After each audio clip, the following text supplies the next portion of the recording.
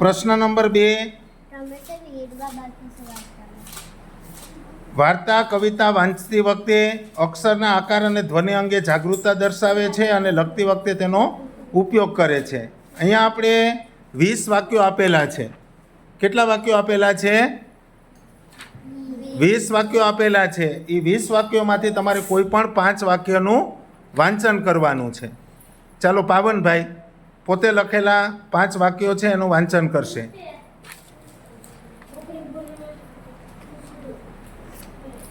ગાય ઘાસ ખાય છે. વિમાન આકાશમાં ઉડે છે. સરસ. ગાડી પાટા ઉપર દોડે છે. સરસ. બાપુજી બરફી ખાય છે. સરસ. વેદ લખોટી રમે છે. સરસ. હવે રીવાબેન પોતે લખેલા વાક્યોનું વાંચન કરશે. ગાય ઘાસ ખાય છે.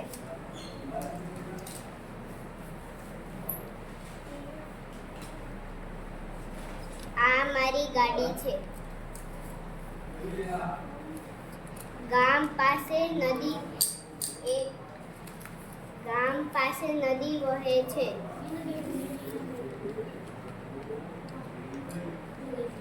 વિમાન આકાશમાં ઉડે છે. ગાડી પાટા પર દોડે છે. સરસ. હીરવાબેન. વેદ લખોટીએ રમે છે. વિમાન આકાશે ઉડે છે.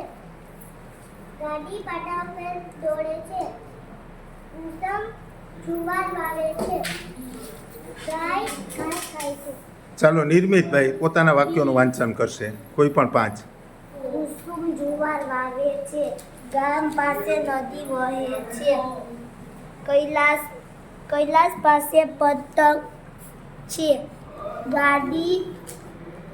ગાડી પાટા પર દોડે છે. વિમાન આકાશમાં ઉડે છે. સરસ. Very good.